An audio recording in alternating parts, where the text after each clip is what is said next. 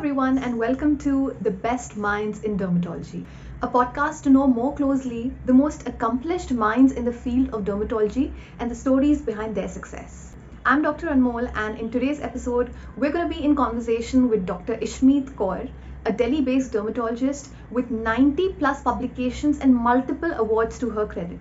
She has also been the recipient of many prestigious scholarships. Her list of accomplishments at such an early point in her career is truly inspiring. She has very kindly agreed to share with us some important insights from her journey and factors that contributed to her splendid achievements. So, if you're a dermatology resident looking to build an impressive CV down the lane, this is a conversation you must not miss. So, let's jump straight to the conversation.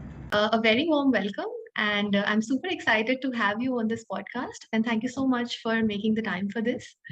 My first question to you is, when and why did you decide to pursue dermatology as a specialty?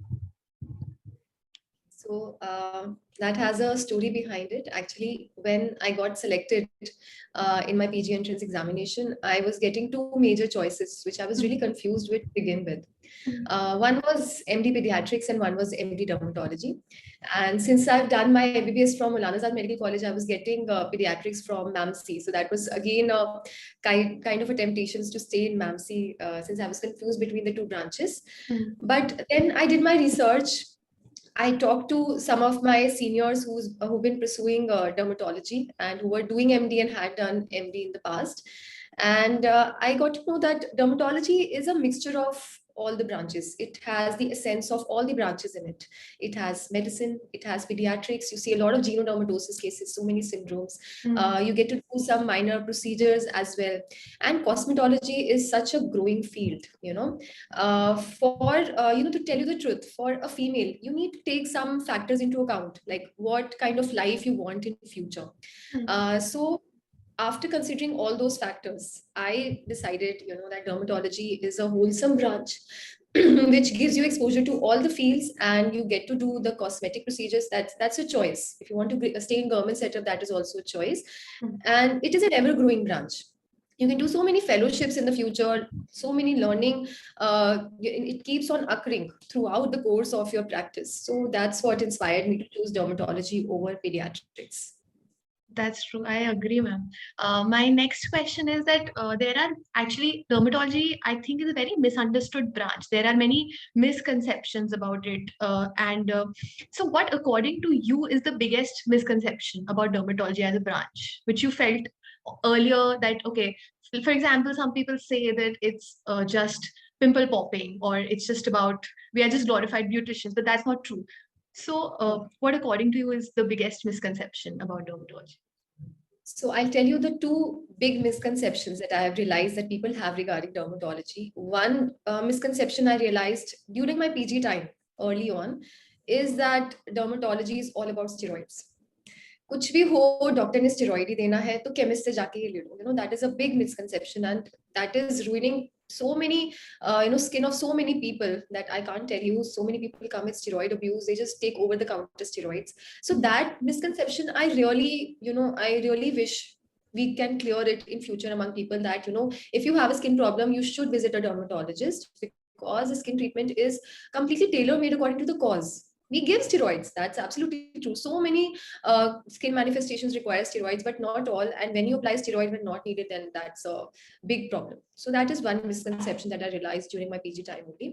Second misconception I realized during my COVID time, because I was working in a government hospital at that time, and we had limitation on the resources and the manpower. We had to recruit so many doctors to COVID ICU COVID wards. That's when made me realize that people think that dermatology is all about OPD. So a lot of manpower is not required.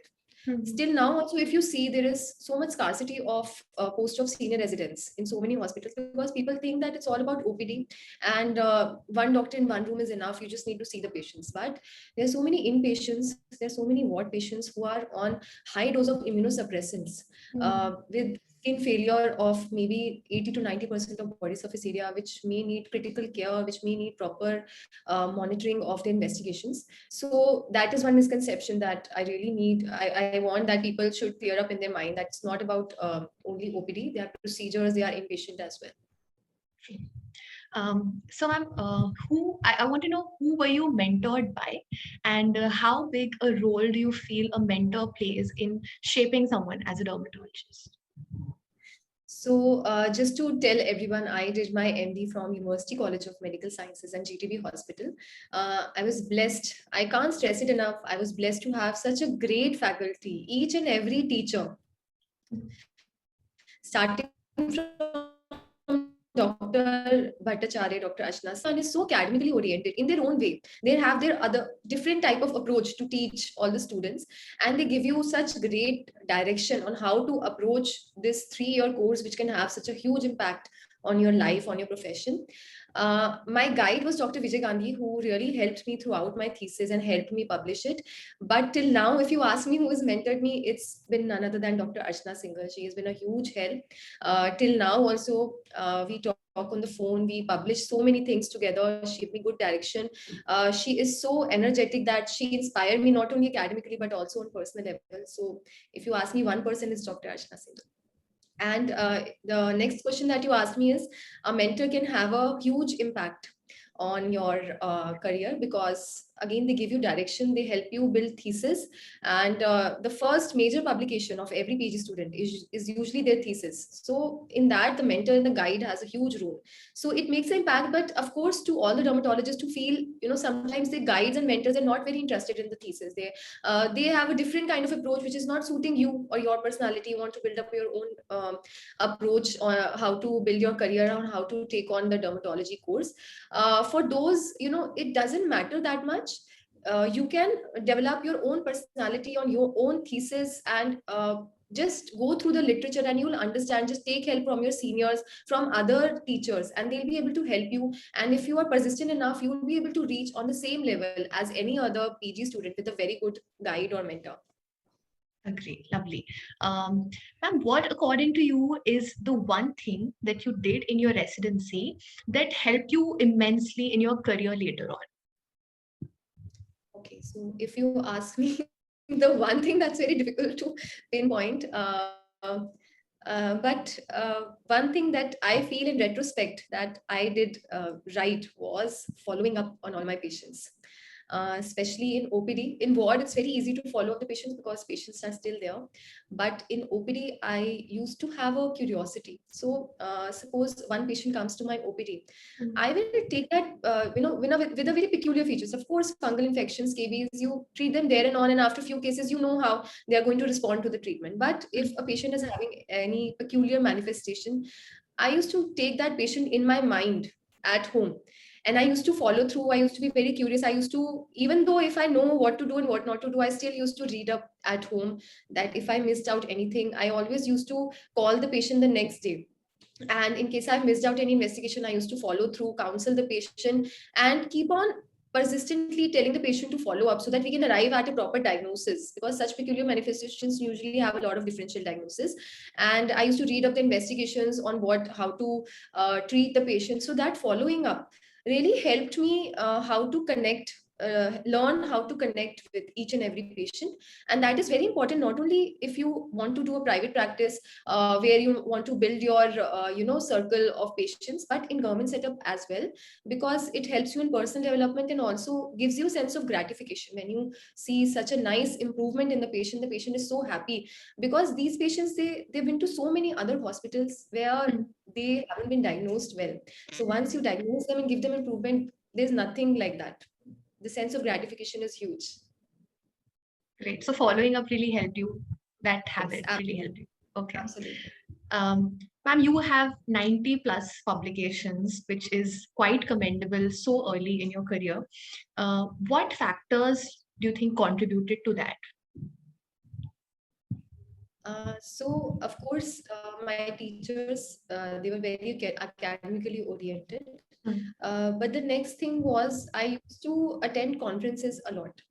And that's where I saw many of my seniors, presenting cases, presenting studies in the oral presentation or poster presentations. And that's where I learned that, if you are presenting something in front of a bunch of people, you unconsciously, subconsciously, you tend to be more thorough. than any other patient that you're seeing in OPD, because you do a deeper theory study, you do a thorough investigation treatment, you take photographs, and you also get to see the result before and after of that patient. So I started presenting in the conferences. That's where I started. I never started publishing right away. I started presenting in conferences at QTCon, at DermaCon, and all that. And that's when one of my teachers told me that since you're presenting, why don't you publish?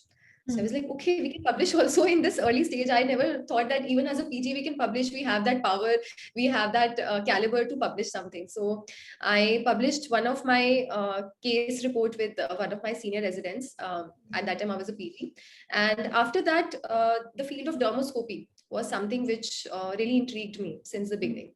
So that was a totally new concept for everyone. And there was such lack of literature in so many diseases that it gave me a very wide area of research. So with every patient, I used to again follow up.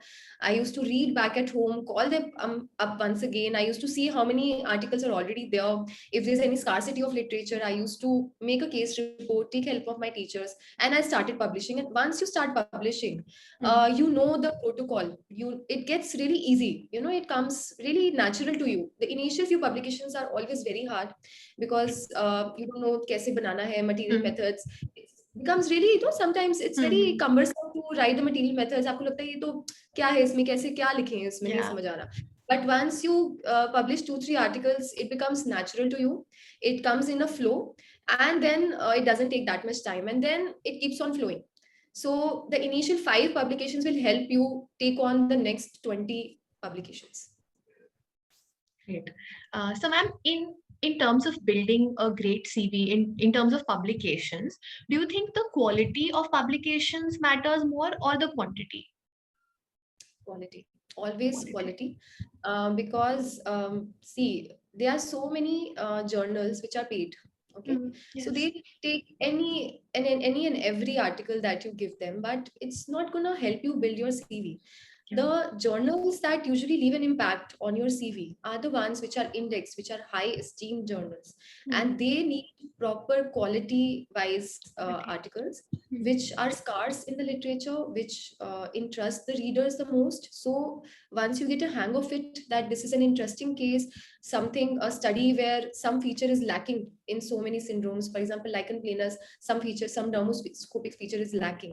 So that's when you take on it, and that's how it will become easy for you to publish. Because if you spend too much time on a case or on a study project which is already published in so many journals, it's not going to help you. It's just going to waste your time.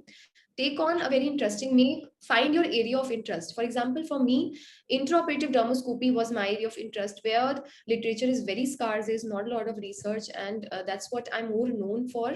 And that's where it inspired me to do more and more research. It made me curious, and it made it very easy to publish in high esteemed journals. Quality is definitely more important than quantity. Great.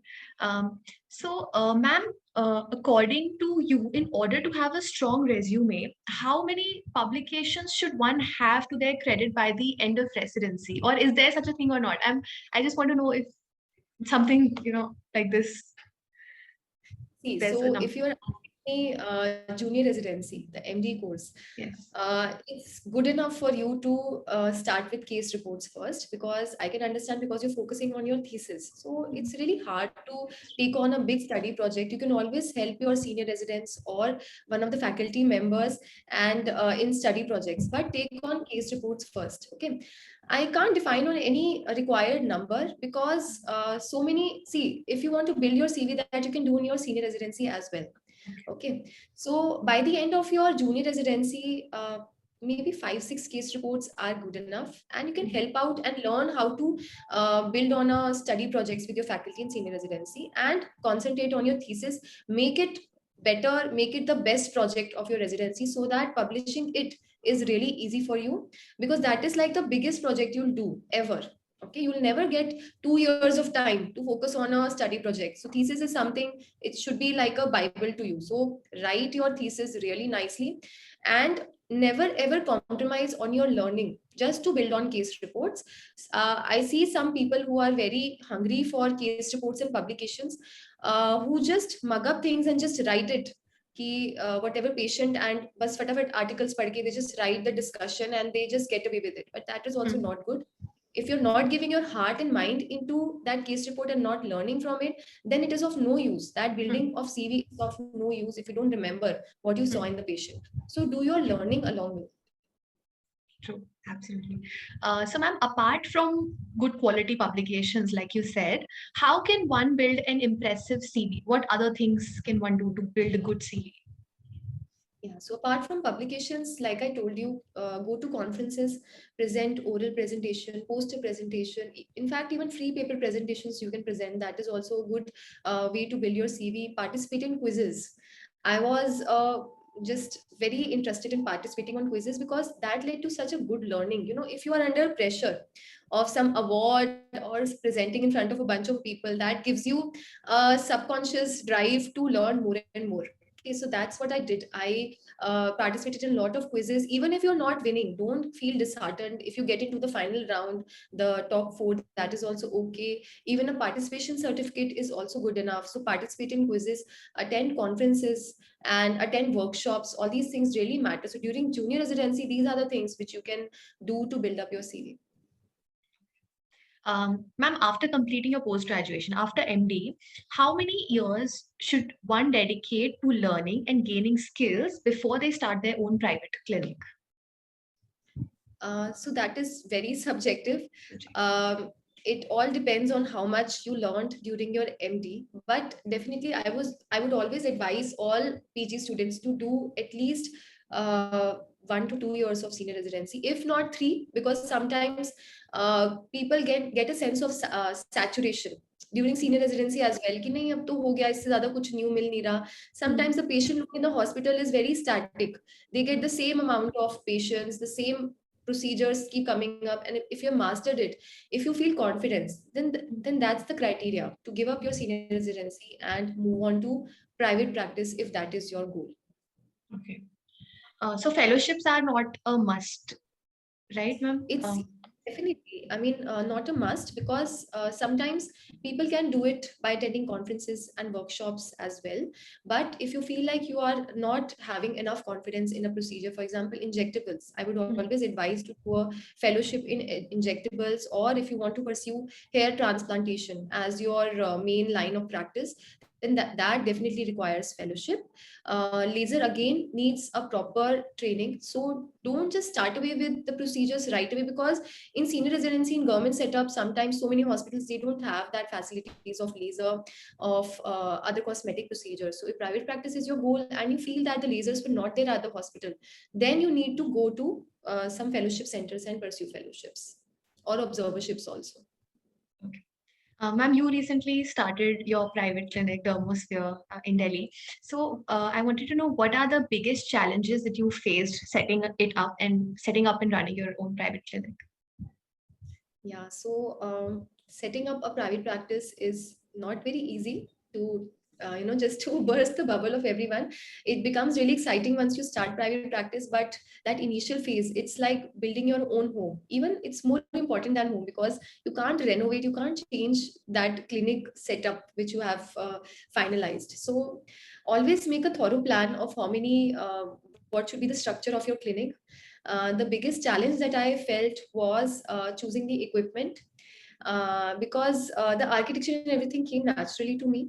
But there are so many machines, so many equipment that once you start practicing, you will understand that there are so many companies coming up with different lasers, with different highlights, with different features, coming at different expenses, at different prices. So taking the trials of all that laser and deciding on which equipment to go with, that was the biggest challenge, and I'm really happy that I went very thoroughly with it. I took all kinds of trials with all the machines, and I spent some good amount of time in taking that decision, and I'm very happy with the equipment I have right now. Okay. Okay, ma'am. So one of the things that I find really impressive is that you have been awarded many prestigious international scholarships, almost one every year since 2019. So I want to know, what factors help you get selected for these, and what advice or tips would you give to other residents who wish to bag one of these? Yeah, so for the awards and scholarships, I need to give some credit to Deepak, my husband and my co-PG at that time, because he's the one who's always been very interested in applying for so many awards and scholarships. And so he used to share this knowledge with me. See, these are the awards and scholarships you can also apply for. And since I had a good CV, I felt pretty confident in applying for those awards and scholarships. You need to stay updated with the IADVL websites and the websites that all these scholarships like American Academy, European Academy, World Congress of Dermatology, they have. And because the deadline is very short, so you need to stay updated with the website and keep on applying it right away. The thing that helps you in winning all these awards and scholarships is your CV, like we've been discussing.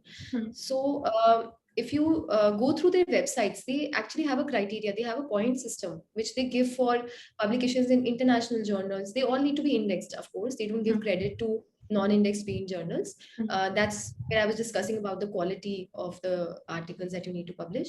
So they have different points for international journals, national journals, for quizzes, for awards, other awards and scholarships.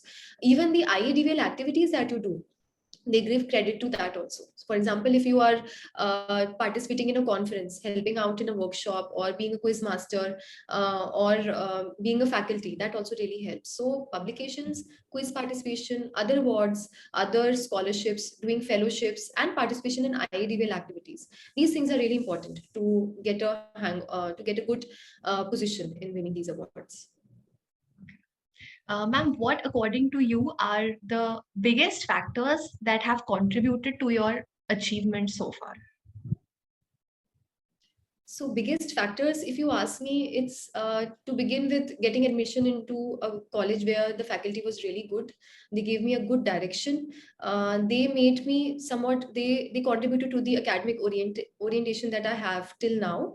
How to approach a patient, all these things, they really helped me with. Second thing is the senior residency, because during PG, you tend to, and you should rely on your faculty so that you don't make major blunders with patients. But once you do senior residency, that's where we were discussing that it makes you confident, so that when you go into the private setup or into the government setup, you can see the patient alone, independently. So that is very important. So that exposure you get in your senior residency on how to take on the patient independently till the treatment and till the response development. Next thing is, I also had a good experience at Kaya Clinic. I had 1 year experience at Kaya Clinic, which gave me a good exposure to all the cosmetic procedures, because till senior residency, I only the basic procedures like PRP, peels, all these things we were doing, but the laser, the injectables, the advanced lasers, everything, I got a good experience, a good hands-on in Kaya Clinic. So that is something again which contributed to the private practice that I have right now. Ma'am, which subspecialty of dermatology interests you the most and is something that you want to pursue the most, and why? So if you asked me this question, maybe 1 year back, it was dermoscopy and intraoperative dermoscopy, which is still, which is still in my heart, and still close to my heart, and I still want to pursue it. But today, being in a private practice, to be very frank, what interests me the most is cosmetology. The injectables and nail surgeries and vitiligo surgeries are something which interests me the most, because I get a lot of patients of that nail disorders and vitiligo. So that is something which interests me the most right now, if you ask me. Ma'am, you seem like someone who has always been interested in research. So, do you continue to do research alongside private practice? And if yes, how do you manage that? Yes, I continue doing research, but it is not that on a large scale, which it was till I was in government setup. So it's the truth of life. If you are in a government setup, you get to do more research, because the patient load is more. You get to be more free with the investigations and with the treatment experimentations that you can do in government setup. But in private practice, I need to take care of the patients as well. I can't experiment that much in my private practice. But of course, in pigmentary disorders, in vitiligo surgeries, in nail surgeries, and I get a lot of patients where dermoscopy is still a requirement, where so many differential diagnoses can still be ruled out with dermoscopy. So still I'm doing some projects which are based on dermoscopy and vitiligo surgeries as of now. There are certain study projects which I did in my MD course in senior residency, which I haven't yet published yet. So with some of my mentors, with some of my faculties, and some independent projects that I did I was assistant professor at Hindu Rock Hospital also for a good 2 years. So I have some projects there. So I'm still working on that as well, because that needs a lot of research when you need to write down the whole the research, the discussion, and everything, the results. I'm still working on that. So, ma'am, dermatology is an evolving field, and you have been a part of some innovations in dermatology yourself. I want to know that in order to innovate more, what habits or practices must one cultivate in their everyday dermatology practice? So you want to ask me to learn more or to publish more? I couldn't understand the To, question. ma'am, basically to just get that innovative, to be more innovative in their ways. Okay. So if you understand what innovation is, it is something which usually tends to solve a current issue, a current problem that you're facing day by day. So if you ask me how the innovation drive comes in me is to first identify the problem or something that is lacking in your practice. Okay. For example, in dermoscopy, it is such a new field. So there are certain challenges that come to you with dermoscopy, with intraoperative dermoscopy. There is always risk of cross infection. So that was one example. If I want to share with you, is that the cross infection, especially during COVID time, was something which was really problematic when we wanted to do dermoscopy, because it was a risk of transmitting infection from one patient to another. So we identified the problem and started, go home with the problem. Don't just forget about your practice when you go home. Go home, think about that problem, do research, because you don't get time during OPD to do all these things. So I used to see what all innovations are already there. There were not many innovations. So that's when I started thinking, what can we do? So that's where Dr. Deepak and I came up with the first innovation of dermoscopy that we came up with was the core of the micropore tape, which is very easily available in OT. So you just, as soon as the micropore tape gets emptied, use it connected to your USB dermatoscope and it solves all your issues. So after that, 2, 3 more innovations we came up with. So the first step of innovation is identifying the problem. Second is go home with that problem. Don't forget about it. Do research, think about it, spend some good amount of time on it, and then research it, try it out on the patients, see if it is working or not. And that's how you come up with a successful innovation. Great. Ma'am, a lot of young medical aspirants who wish to take up dermatology ask this, and I wanted to know your take on this. Do you think, or have you ever felt that there's a lack of future prospects or job opportunities in dermatology after MD? Not at all. If you ask me, see, in government setup, of course, there is scarcity. Uh, Definitely, I see a lot of my juniors, my fellow dermatologists, to keep on asking me if there is any vacancy or not. So in government setup, there is scarcity, but in private practice, there is no scarcity at all. With the awareness that people are having about their skin nowadays, they know that there are so many anti-aging procedures, anti-aging skin products available, so many skin diseases which need to be sorted out, which can be treated. For example, patients didn't know that vitiligo is treatable. There are vitiligo surgeries available. There are certain medicines available to halt the progression. So now the awareness, people used to just sit back at home with all these conditions because they are not bothering them that much. But now they are seeking out dermatologist opinion. So right now, if you ask me, the future of dermatology is very bright, and there are so many different aspects of dermatology growing, especially in cosmetology and dermatological surgeries, PRP, hair transplantation. People are doing so many lasers, so there is, the future prospect is very bright. So I would never discourage any of my juniors to not take dermatology just because of this reason. Ma'am, can you share what a day in your life looks like right now?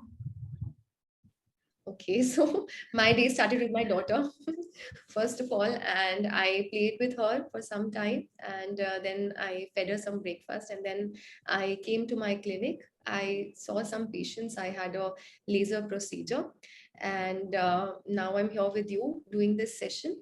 After that, I have some Instagram sessions as well that I need to attend to, and in the evening, in the afternoon again, I'll go back home, and again I'll tend to my daughter, have my lunch, and then come back to the clinic once again. I have another few procedures in line. I have a vitiligo surgery in the evening, so that's what I'll be going back to.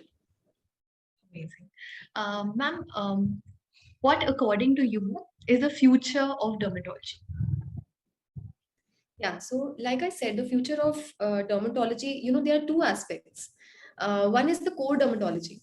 Core dermatology is something where still research is going on a lot. There are so many new research on medicines, on treatments, on investigations, dermoscopy, everything on immunohistochemistry, all these things. So research in the future in core dermatology is that we're going to understand more and more about these syndromes, about the connective tissue disorders, about autoimmune disorders. The biologics are coming in, new and new biologics are coming in every day, getting FDA approval. So the core dermatology has a very bright future, because now we are going to be treating patients with those diseases where we were very helpless with in the past. So that is the future of core dermatology. If you ask me about the cosmetic dermatology, again, it's very bright. Like I told you, there is advanced equipment coming in for lasers, for skin tightening, and for injectables. So again, skin products are coming in. Tranexamic acid, for example, we just published in the recent past, has found so many new indications in like in erythema, we can give it, in post acne erythema, we can give it. So research is going on. The future of dermatology is very bright as compared to even other fields of medicine, if you ask me, because research is really fast and really advanced in this field. Great.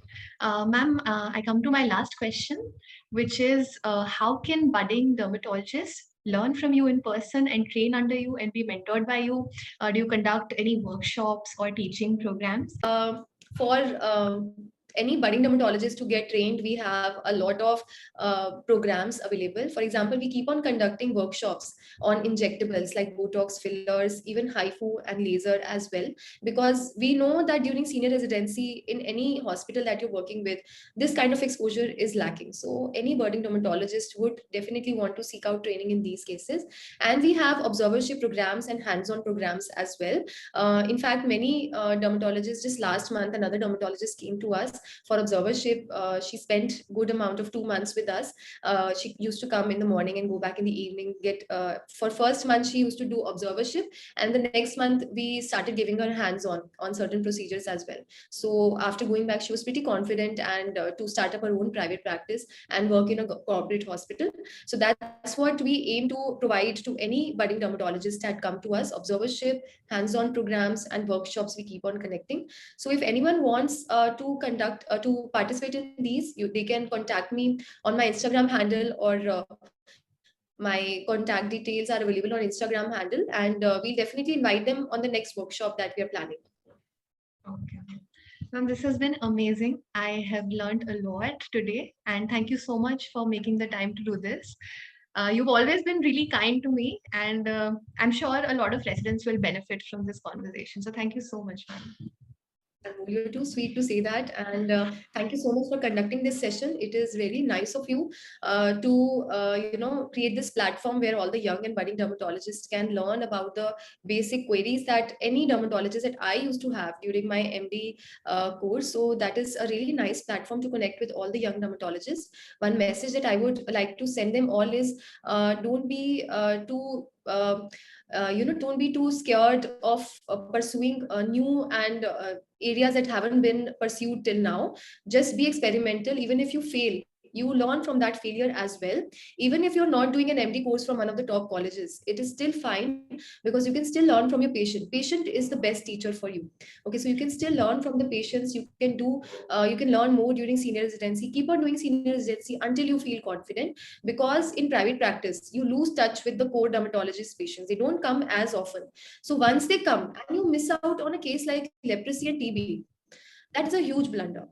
So before pursuing private practice, you need to be confident that even after few years, if a case of cutaneous tuberculosis comes to me, I'll still be able to diagnose it and not miss it. So that is very important. And keep on doing fellowships, keep on publishing, keep on applying for awards, be very active on all these websites of American Academy of IADVL, and keep on updating yourself with literature. That is very important, because like I said, dermatology is an ever growing branch. So new and new articles keep on coming up with new information that can change your practice and your approach to patient. So stay in touch, in tune with those articles as well. Great, ma'am. I had a really good time. And once again, thank you so much. I would love to keep in touch with you. And you have a very kind attitude towards, even I remember that I reached out to you online from Mumbai, and you still gave an active response, and I really, really appreciate it, and really appreciate you doing this, ma'am. Thank you So so much, and thanks for having me. Have a great day, and my best wishes to you and all the viewers. Thank you, ma'am.